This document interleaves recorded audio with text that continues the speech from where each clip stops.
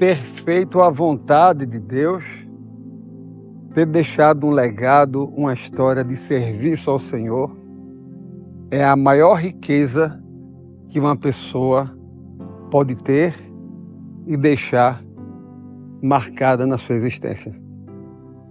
Isto não significa que a caminhada é fácil, não.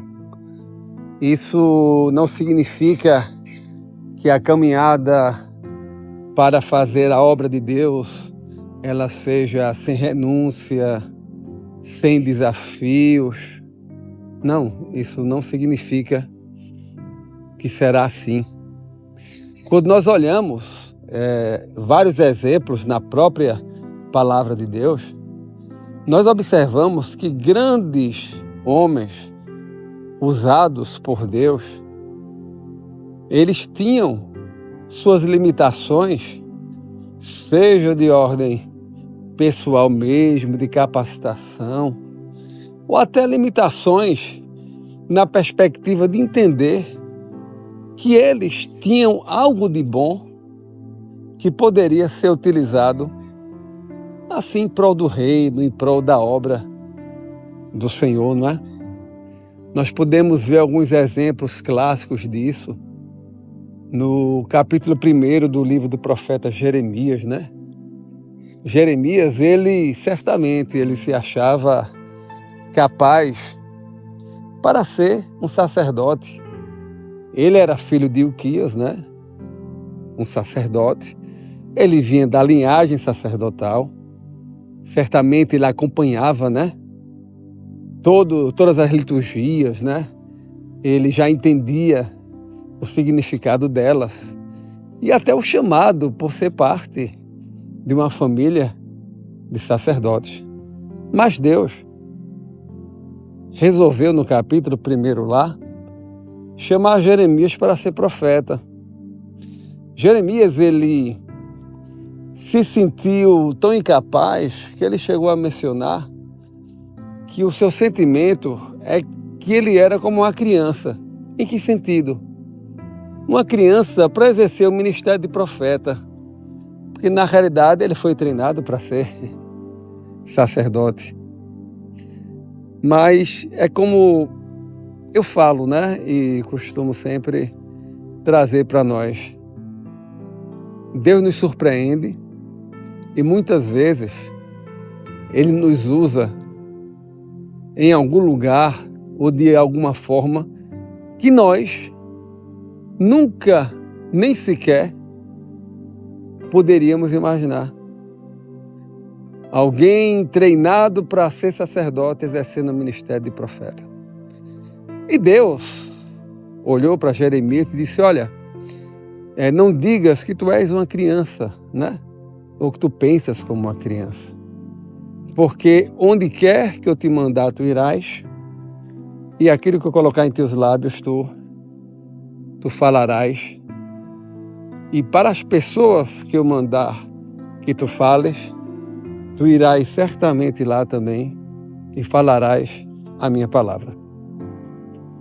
Jeremias teve de vencer esse desafio de fazer algo que provavelmente ele achava que não tinha capacidade.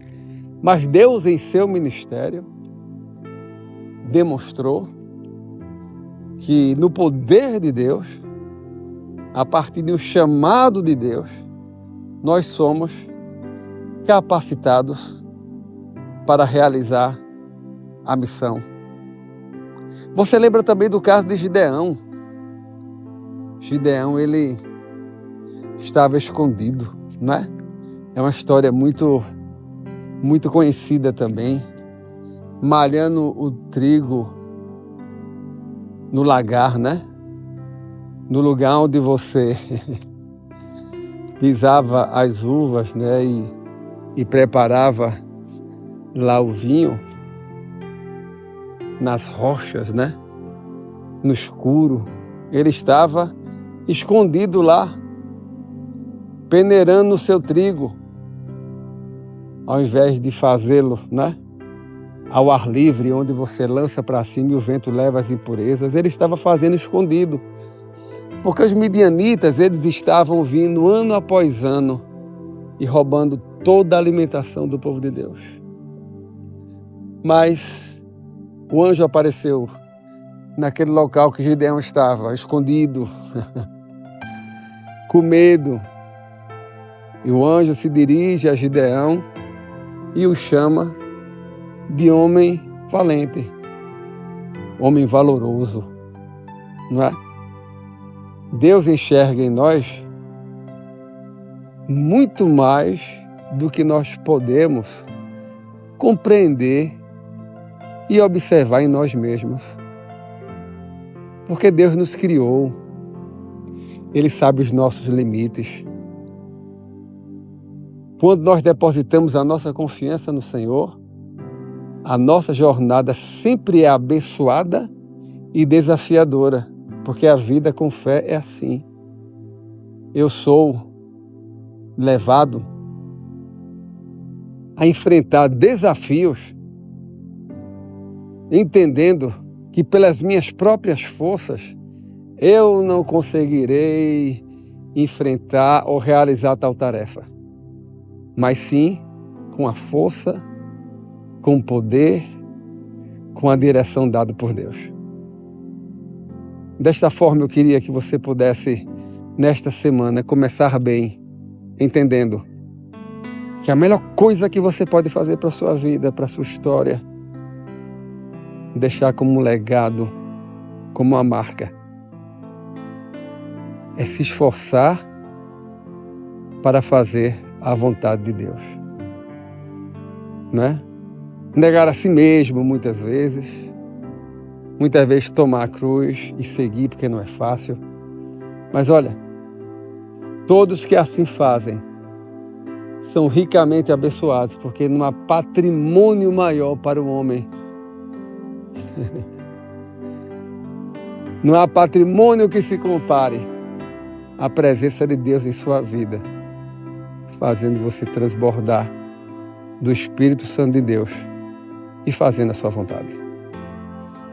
Comece bem, procurando entender o que Deus tem para você, e lembre-se, será algo desafiador. Que Deus abençoe a sua vida em nome de Jesus.